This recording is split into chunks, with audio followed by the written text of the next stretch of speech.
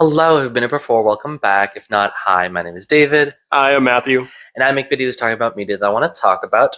This is the watch wrap-up for the month of June. Happy Pride Month. Yeah, we, Happy Pride Month. We did not watch that many movies. Oh, yeah. The big chunk of it was the Star Wars prequels that we watched as a marathon. I already have a video where we talked about that, so it'll appear somewhere up top here. So go watch that if you so want to desire. We'll touch on those briefly. But yeah, in total, we watched 8 movies. But however, we already talked about Backrooms, which we watched earlier in the year in the Pacific Northwest, and we talked about that in the May watch wrap up. But then we also just rewatched it in theaters again. So that took up like a slot, but that's fine. Also, we might also be watching it again next or in July. This is probably coming out in July anyways. Because they're coming out with the extended like 15 minutes longer. Yeah, they're coming out with the Snyder Cut. Yeah, and so we might be watching that too. So it'll be the third time we watch Backrooms in theaters, which is fine. Yeah, this is my new Moana. Yeah. I watched Moana 3 times in theaters. What Pokemon would Moana be? The movie? Well, I mean, like... Not the live action, and not the second movie. I never seen that. I mean, I feel like it has to be Manaphy. Yeah. It's Manaphy or Lugia. Yeah, or Mantike. See, I want that, like Mantike, like, yeah, because of the... Because of that, but, like, I don't know, I feel like Manaphy works more because it's about, like, the heart and all that stuff. Anyways, so we did watch Backrooms twice in the beginning of this month. We're not going to talk about that. By the way, Backrooms, the Pokemon was Porygon Z. Yeah, Porygon Z. We also wanted to briefly mention that because of watching Backrooms, because of Kane Parsons' director, who was 20 years old, now he's 21. I almost said 19. The lies keep coming. We also watched The Oldest View, his YouTube other series of The Rolling Giant, a horror series, and that was really good. Yeah, you liked it a bit more than I did, but I still liked it.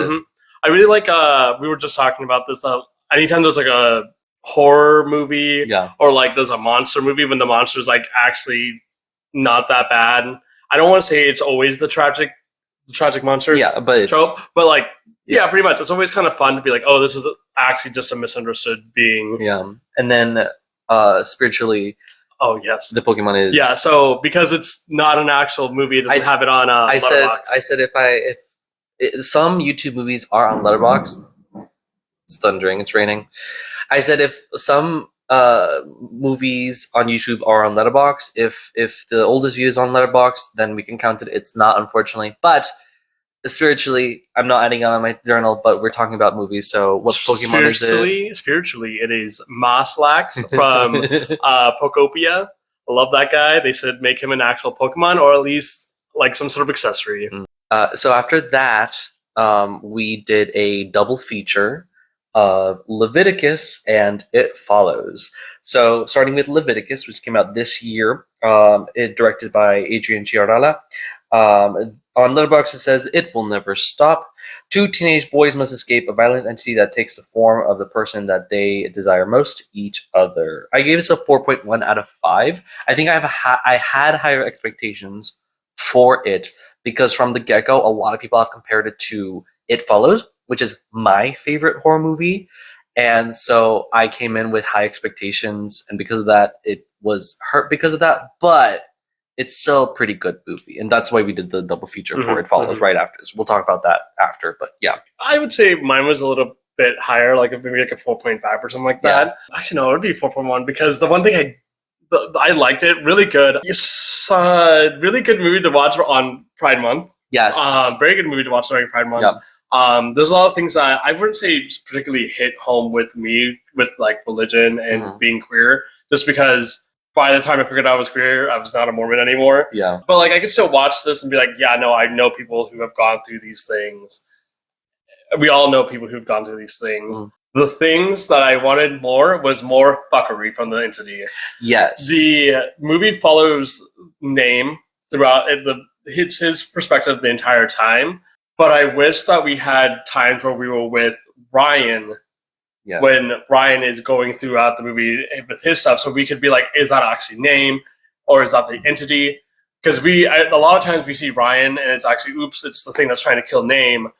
but it should have been like a back and forth. So then us as the audience are so confused of like, is this actually name? Is this actually Ryan? Yeah. It's such a good movie. Yeah. Again, because I have to compare it to It Follows, the fuckery of like, is it really him or not? Yeah. And I keep wanting to be like, in It Follows, blah blah blah.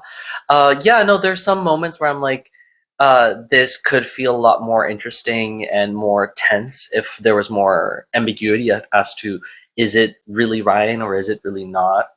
The what is it? You called it the yearning. Oh demon? yeah, I call it the yearning. I call it the yearning demon. We'll talk about why specifically it's yearning. Yeah. But like in the movie, it's about like these. Oh, you're falling into your temptations because you're seeing. You're attracted to men. Yeah. And that's bad. And I feel like the concept of like this preacher guy puts this curse on this person. If you don't go into temptation, you won't be killed. But that goes in contrast with the actual action of the entity, which is actually going out and trying to kill them. I feel like if they were just standing there in the corner and you see it and you're like, I'm not going to turn to you because I'm God-fearing, then you're fine because you're not going into temptation like what the religious person wants. But it's actually trying to kill you, and that felt somewhat antithetical to what the purpose of it was, because I know that as all good antagonists should be written, the antagonist thinks that they're the hero of their own story, right? But the actions of the entity go against that, and that felt wrong. That felt different. That just felt like a nitpick, but a flaw. I think the issue is that when it comes to name, that's when it feels like the entity is chasing. Yes. Because when it's the entity is dealing with Ryan, and when the entity is dealing with Hunter, Hunter does his best, and the lesbian at the beginning, and the lesbian at the beginning. Yeah, they are just there, and they're not like doing anything particular. They are just standing there. Yeah, and then those people will be like, "Oh, I'm going to be with this. I'm going to engage with this person." And we do see that with Name at the funeral. Yes. That Ryan is there, and then he goes to talk to Ryan about stuff, and then that's actually not Ryan. But then after that, after they have like a third act breakup, which is kind of stupid. Yeah, after they have the third act breakup, then it's like, oh, now the entity is trying to go after Name. Yeah. So like after that, the movie got a kind of cliche and kind of expected, but not bad in any way. One of the things I had, again, comparing it to It Follows, is that this story had an ambiguous ending, and I didn't quite like that because of how unambiguous the beginning of it is with like the religious guy and everything. But after hearing a lot of people's talks about on internet, I've seen it framed as queer people living despite the religious trauma that they were dealt, that it will still be there. And I like that interpretation more than my own. So I have also seen stuff online, more so about being from a small rural town and having that like gossip and having that trauma. That trauma go on with you, not specifically just religion, but like being in such a tight little community that like everyone knows where you are, and then if that ever comes back up to you, which it can. And then I also wish that it critiqued religion more, because I don't feel like it critiques the system or religion more than anything. It's just like, hey, religion bad, and it's like, yeah, at times religion bad, but also I would like to have some sort of critique as to why it's bad or what it's doing beyond just random man goes to do something. I feel like if they had more discussions about how the church hurts them, not just this one random guy, but the church, the other churchgoers, his Name's mother, and everything like that, that would have been a better critique than just church bad. In my opinion, if you're wanting to do a little bit more thematic with the story. And before we move on to the Pokemon, there was a bingo board. I'm doing these bingo board things. It's only now that I decided to actually stop counting rewatch movies. So some of these are movies that I should not have counted, but it's whatever. Also, the bingo board thing is just for fun. I'm not really assigning anything to it. But it was a cross for Has Fantasy Creatures with Spirited Away, which was a rewatch. Foreign Film, which was two people exchanging saliva, which is, how do you call it? Two women spitting? Sure. The Free Space. LGBTQ plus Leviticus, and then involves spheres as hokum, and so I got that. I'm trying to fill out the bingo boards and make it like a full clear board. There's some thunder, and yeah, the Pokemon that we chose after a lot of debate was Carnivine. There was blood. There was blood. Carnivine is Gen 4 grass type Pokemon that's like a carnivorous plant. Carnivorous a Venus flytrap. Venus flytrap, because it's about temptation. Don't come to this thing or it will kill you, etc. I was fighting for a Pokemon that was fire type because a lot of imagery with fire in this movie because Name uses his lighter. Is it his lighter? Yeah, he uses the lighter. No, is it his lighter? No. Or is it someone else's lighter? I forget. No, it's his lighter because the one that was in the bathroom, wasn't it? I don't remember. Because when he's fighting the entity, he just grabs something and it's a lighter. Yeah. So I think he kept the lighter. I feel like that lighter was there. Oh well, there was also a lighter used to put the curse onto him. Yeah. And then like there's some imagery of fire as well. Like I distinctly remember a the oil telescope. refinery? Yeah. Telescopic lens with oil refinery there. Mm-hmm. Hey, hello. I love the Magnus Archives and Malevolent, and they both use lighters as important plot points. Mm-hmm. And so when I see a lighter in this horror movie, I'm like, hey. Yeah. Anyways, grass type is weak to fire, and the entity, the Yearning Demon, is weak to fire, and so Carnivine. I like Carnivine. It attracts its prey with sweet-smelling saliva, then chomps down and takes a whole day to eat prey. Hanging from branches using its tentacles, it looks like a plant. It awaits prey, mouth wide open. So, like, when they're just standing there, and then their victims are like, "Ah, man, that's a sweet piece of ass." The next movie we watched is It Follows, as the double feature, which came out in 2014, directed by David Robert Mitchell.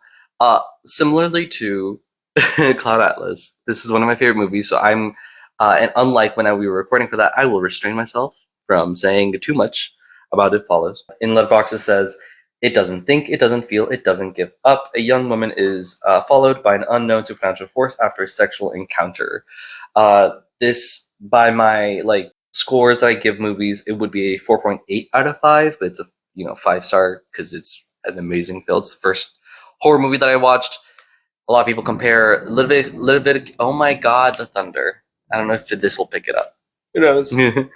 A lot of people have compared Leviticus to It Follows, and I can see why, because it has the shared idea of only the one person sees thing that's trying to kill them.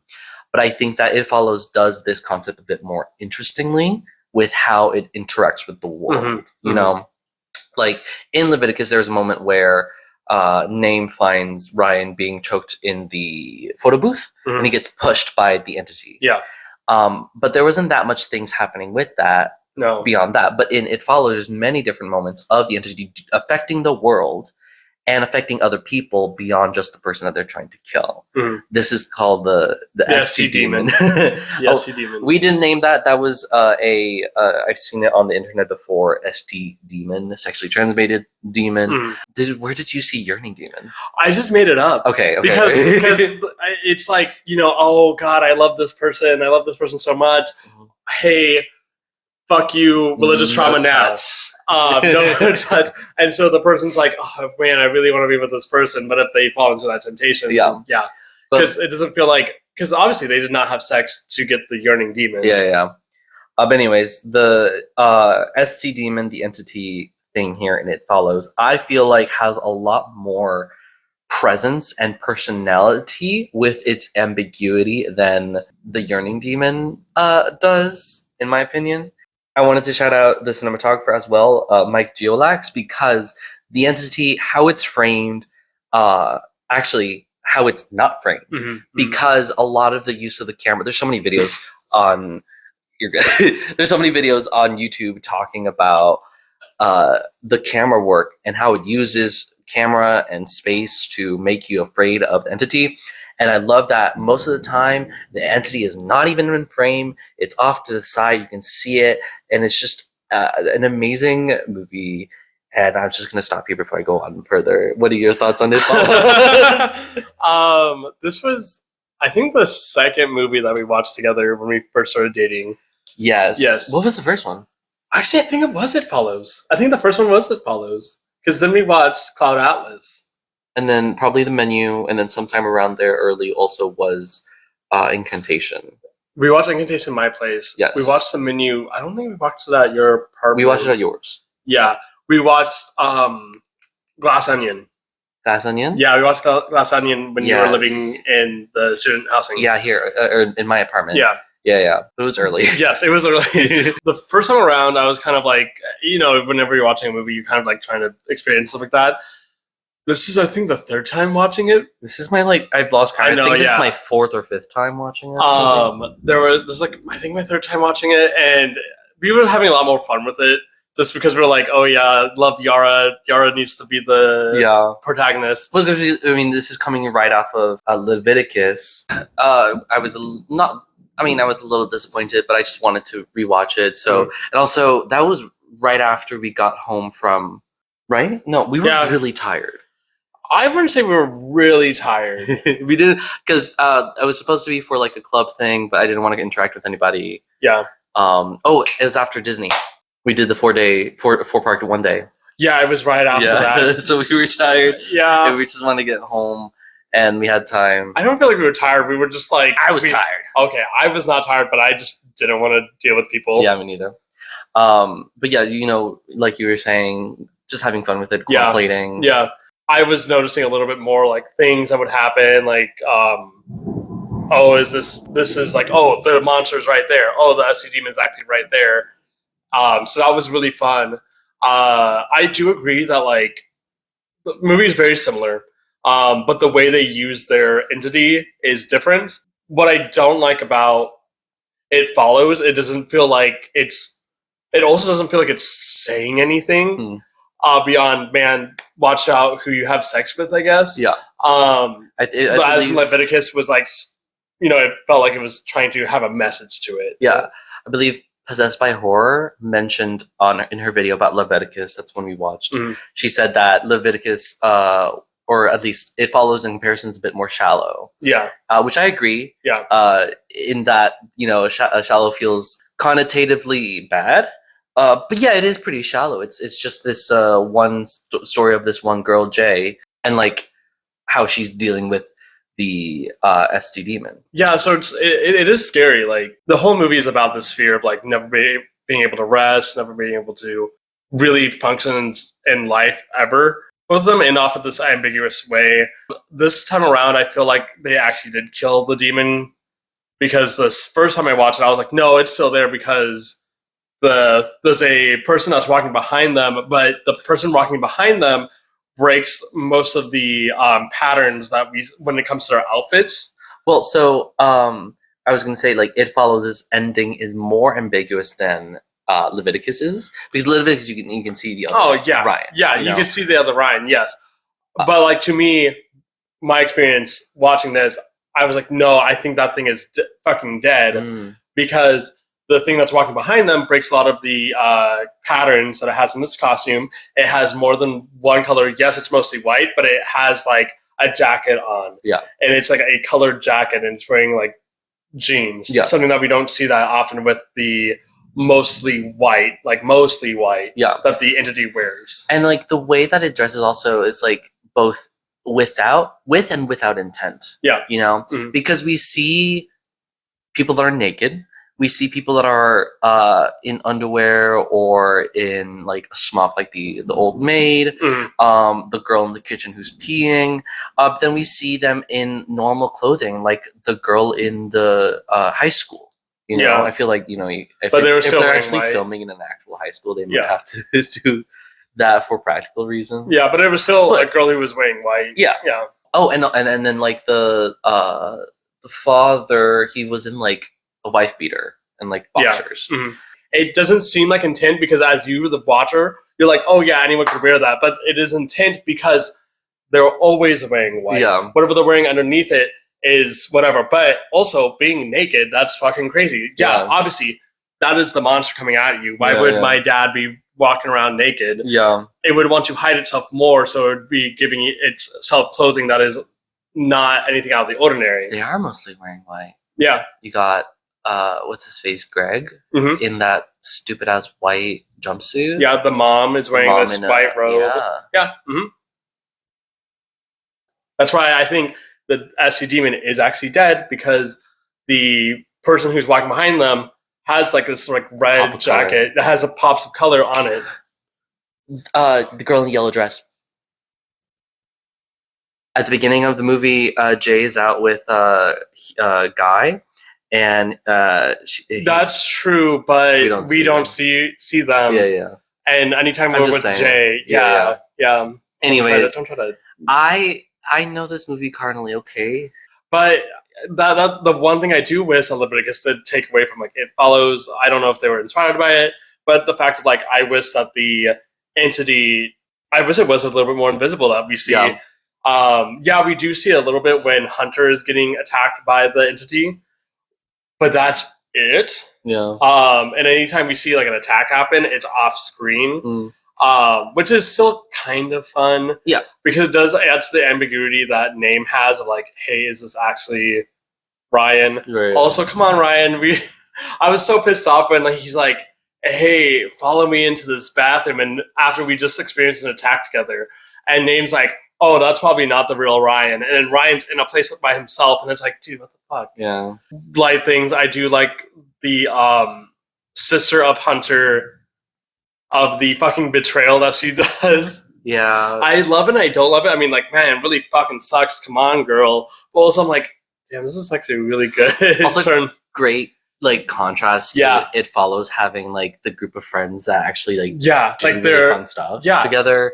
Like we were talking about Yara is so unnecessary, but so important to the same story. Time, she's so unnecessary, but the fact that, like, she is just a girl who is there is kind of like, she is not involved. She just loves her friend Jay, and she's along for the ride. And then, like, I wish Kelly had more to do. Yeah, but like, it's good that she's there. Yeah, well, she's her sister. Exactly. So. Yeah, and it's good that it's there. Yeah. And then Paul. Yeah, and Paul.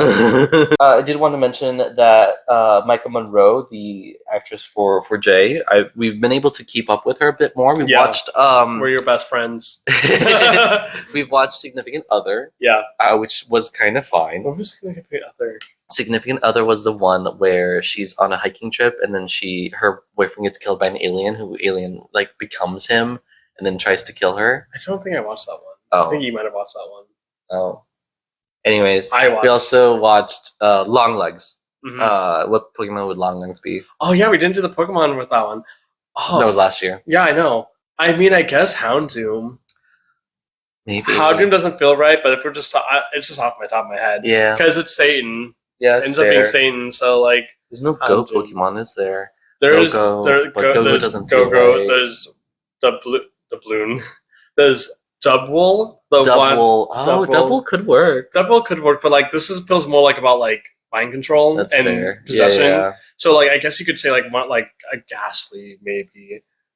Actually, honestly, Gengar. Gengar's not a bad one for Long Legs, but specifically Mega Gengar because that feels the most Satan-y. And then moving on to the Pokemon of It Follows. Interesting choices, but I get it. I was the one who brought it up. I was the one who made this decision because I felt like it was the best, even though yes, part of it is because of the meme.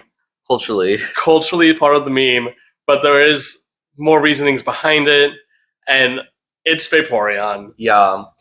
I get it. I feel like because it's such a focus on, there's, like we were saying, there's not much to say, and things are very ambiguous. I think the focus is on Jay herself, and Vaporeon fits Jay very well because she's introduced in water, and water's a huge, like water is seen a lot throughout this movie. I feel like there could be, but there isn't a discussion on moving water and how some demonic things or like satanic things can't cross moving water. I think that is, I mean, probably, but like, just like in like folklore. Yeah, I think so. I only can think about that with vampires. Okay, but like that's where I'm like, vampires are in a way still demons. Yeah. So it's like there could be a discussion about that. there isn't that much in the movie. There's also discussion that water signifies sexuality as Mm-hmm. well. Unfortunately, the meme. Yeah, unfortunately, the meme.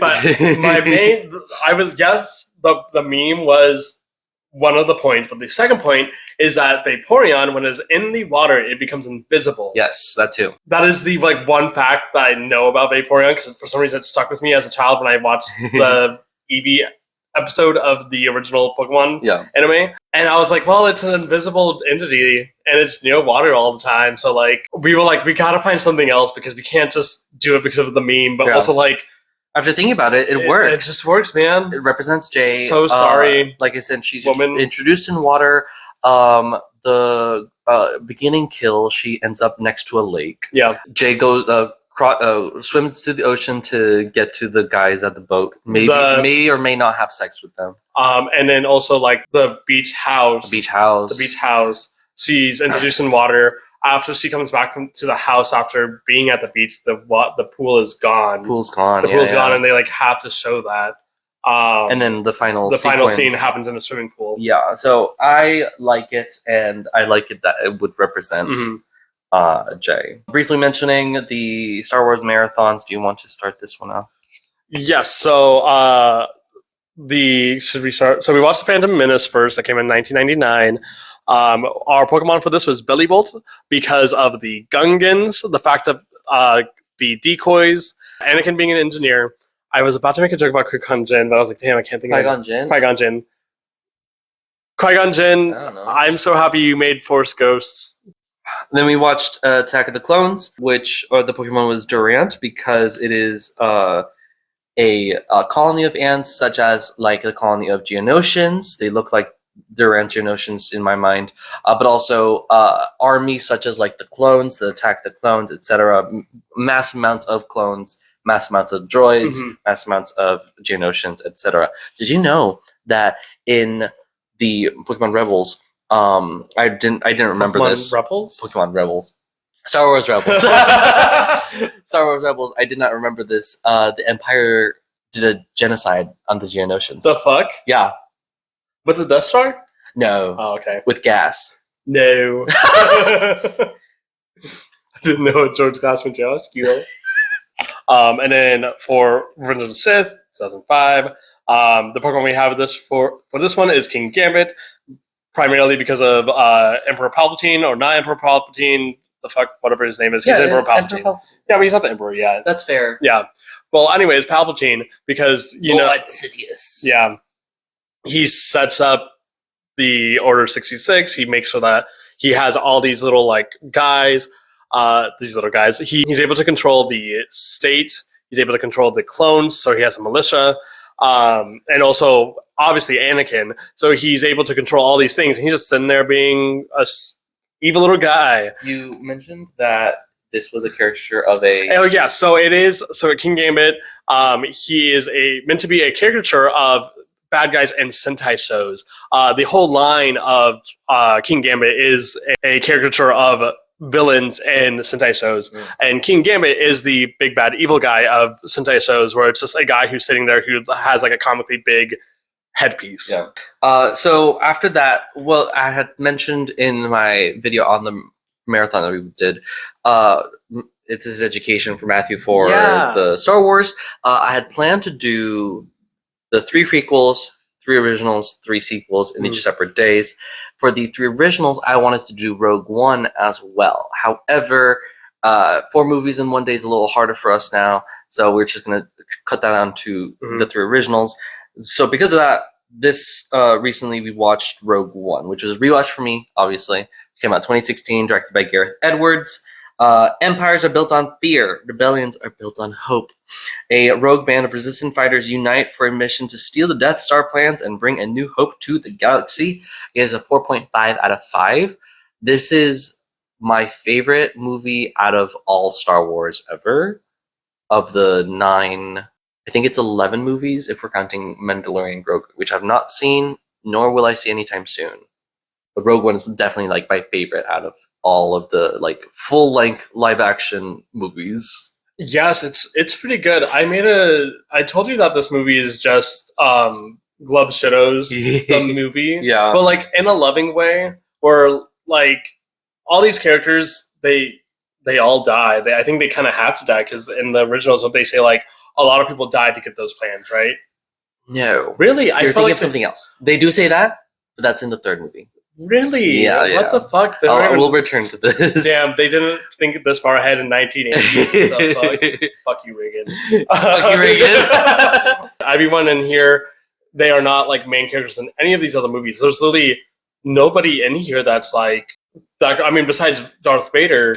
Darth Vader and Leia, but Leia's barely in this. Yeah, well, okay. There's anyone who's live action. You can see their face for real. Does not return beyond like Andor. Yeah. You know, that excludes Darth Vader, who we don't see his real face. Yeah. Many different people have played Darth Vader's body, and also Leia and Grand Moff Tarkin are all uncanny CGI. Can you say that again? Grand Moff Tarkin? Yeah, thank you. He has a funny name. Grand Moff is Grand Moff. Grand Moff? Yeah. Is his title. Oh. So Grand Moff Tarkin. His name is Wilhuff. Moff Wilhuff? Wilhuff Tarkin. Wilhuff Tarkin. Wilhuff Tarkin. Do you think he has the Wilhuff scream? They're the only ones that are returning. I don't think they all needed to die. Yeah, the people who sort of still been alive is the blind Jedi guy, Chirrut, and then the mercenary guy who's with him, Baze. Did you have people? They're gay for each other. Are they actually? I'm not 100% sure if that is like post canon. I thought they were fanon. I think that's fanon. I mean, I'm not. I don't know because they did, but they didn't start putting queer people into the. Well, yeah, they didn't put queer people into the Star Wars until I think Last Jedi, which I think this movie came before Last Jedi. Yes, no. And the Last Jedi had the two women who can kiss that can easily be taken out with the live slug reaction. Right? That's in Rise of Skywalker. Rise of Skywalker, still. Yeah. They weren't able to put the queer people until the last movie in that one. I believe it's like, I believe it's like, the writers for the Batman animated show, Harley Quinn's lesbian, but they can't do that. Yeah. So the same thing here. I could serve fine, but like to me, they feel like the actual friends. History would say. As history would say. Yeah. But like, I wish that one of them was kept alive. I'm so sorry, I'm not going to remember the names. But Blind Jedi guy, I feel like it would have been fun to keep him around, to be like, hey, they could have kept him around and he could have helped out with stuff in the sequels maybe. Yeah. Or like, it's this old man that Ray or somebody can go to and be like, that'd be cool. Yeah. Then be like, oh yeah, we can still have people who can teach the kids. Yeah. Or even just have him like Chirrut as a mentor to someone who would mentor Ray. Yeah. And if Baze was still alive, I feel like they could have done something with him. Like one of those two should not have died. Yeah. But you also said Jin at one point too. Yeah, I feel like Jin could have kept alive. I feel like, especially with her having that moment of in the council about like hope, it was really nice to like, it's that feeling when you watch the character who's like, oh, I'm rough and tough and I don't let anything get to me. But when she's like, oh, like I actually still do have hope, that I feel it would have been nice. But like, hey, she's still alive, so she can have the hope to continue the rebellion throughout this. But they also can't because this is still a prequel. Yeah. Which is always a problem with prequels, is that you have to find a way to tell a story, but keep it so it ends up at this place. Also, the issue is that I don't know how much they have story-wise after the originals to the sequels, because I feel like most of the time whenever they do a extended universe thing, they're always doing between the prequels to the originals. Yeah. I'm probably wrong on that, though. I mean, main things that people turn to and like, usually. Mandalorian. Mandalorian is after I believe the Mandalorian's like right after the fall of the Empire. No, the Empire's still there. I don't remember. I barely watched that movie or that show. But anyways, there is a book series, Aftermath by Chuck Wendig, that I read that was like good, about like directly the end of the fall of the Empire. Mm. But things building up to the sequels, there's not that many, which I need some more of. In regards to like Jin herself, I don't know much about how it began, but I do know that this movie had a lot of rewrites and a lot of reshoots, which is why this is where Jin's story was cut down. Yeah. And like Jin as a character was worsened because of the rewrites, and I don't know what was changed. I still like what is the final product. Yeah, like it's so good. But I don't know what it would be. But I mean, like Felicity Jones, I believe is the actress, is really good as Jin, so that helps. I really like the teamwork between our main 6 characters, kind of main 6. I wish there was a little bit more, because the one thing I don't like about movies I've been coming up more and more often is that like if you're putting a whole bunch of characters in something and you're not making it like either a duology or a trilogy, it's really hard to get a whole bunch out of characters. Yeah. And I would have loved more stuff with Queso? K2? K2? K2SO? K2SO. Love K2SO. I wish I could get a little bit more of him, but obviously we don't because he has to die. Well, you do. Oh, yeah, probably in fucking Andor, but this is an Andor. This is this movie. Yeah. So, of course, if I were to watch Andor, I would get a lot more of these characters. Even if the blind Jedi guy and Baze are in Andor, which I doubt they are, because they see them when they're in fucking Jeddah. Yeah. Also, I really like Jeddah. All the settings here are really The settings are so good. Yeah.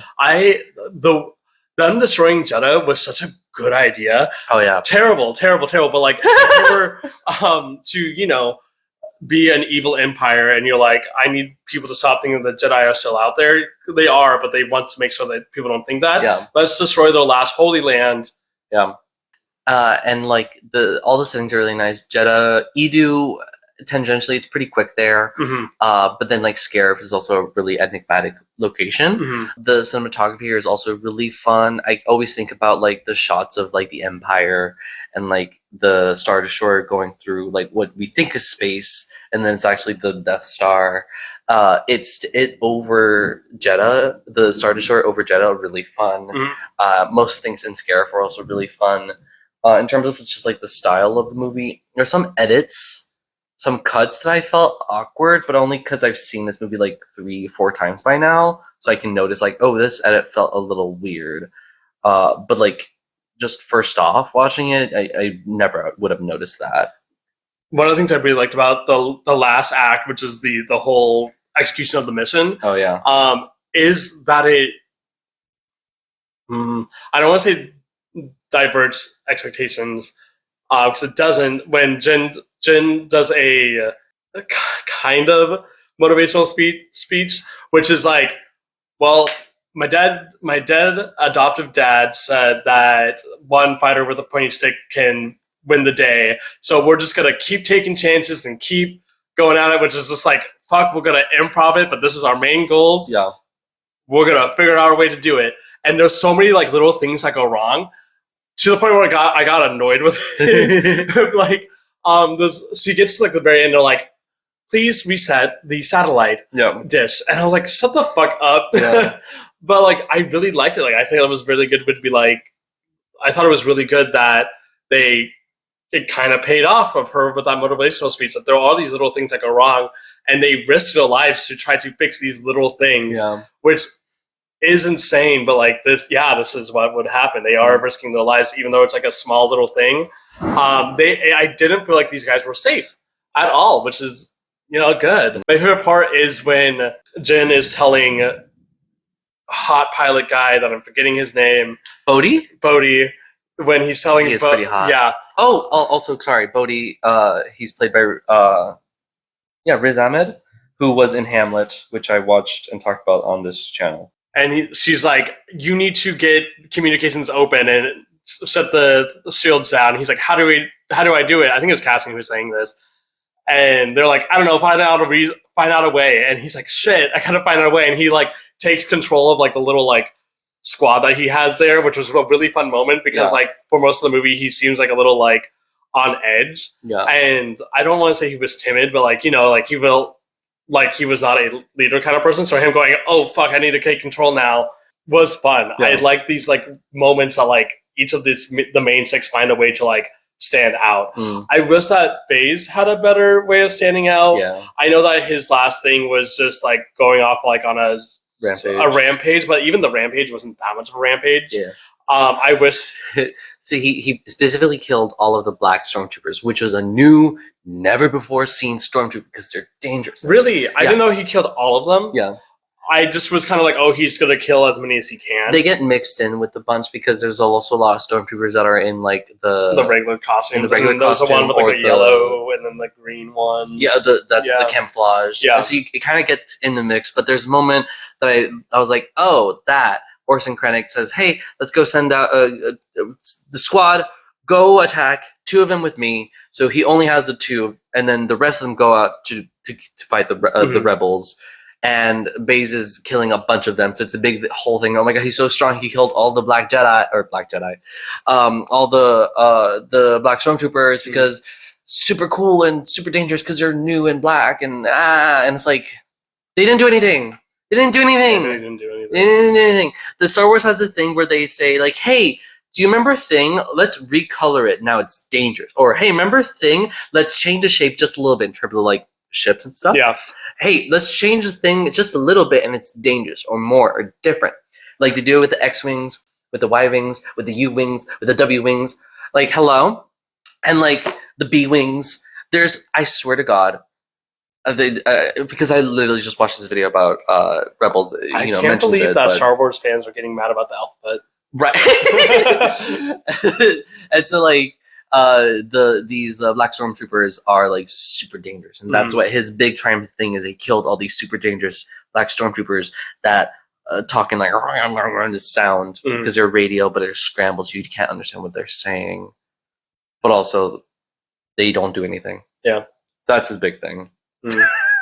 Still, though, I like that each of these guys have their big moment. I really like the one with K2SO. K2SO. That one was really good. I'd like that K2SO is a form of comedic relief. Yes. That is not disruptive. Yes. A lot of times in Star Wars as well, there's some comedic relief that is very disruptive to the story and to the tone and to the pacing. But K2SO's is very aligned with everything. Yeah. Don't mention Jar Jar. I won't, but like there's a Jar Jar Binks shaped hole here. The Pokemon that we chose was Phalanx. Specifically, I don't know if I'll be able to find it on the internet, so I'll pull it up here. This picture is what convinced us, the sticker, because it's 6 of them. Phalanx is, 6 of the Pokemon together. Yeah. They're working as a team. I was thinking, a critique is that, like, with this movie, the 6 characters individually can't really stand out, but the 6 of them put together works well. I mean, Cassian eventually, he's written to stand out in Andor, but in the movie itself, he doesn't really stand out, but they are all complemented by each other, as is Phalanx as a Pokemon. What are we, a whole bunch of Rogue Ones or something? One of the things I did kind of think about Phalanx a little bit more is the fact that it's based off of Roman soldiers.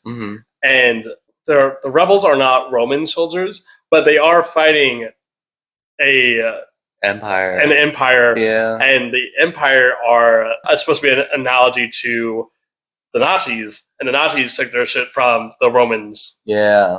So I was like, oh, that's a good roundabout way of putting things together. So yeah, those are all the movies that we watched in June. I'm putting this out in early July. And thank you so much for coming on this journey with us, talking about all the movies that we watched in this Pride Month. Happy Pride Month. What are you streaming right now? I'm mostly streaming Persona 4 Golden with a shit ton of mods on it because I wanted to do a New Game Plus before Revival comes out. Revival's going to be coming out fairly soon, I think. Sure. Other than that, I will be trying to get back into Final Fantasy and also Fire Emblem, especially since Fortune Read is coming out. And God, I'm gonna be annoying when that comes out. Thank you so much for watching. Don't forget to like, comment, and subscribe. Share with your friends. Let me know what you think.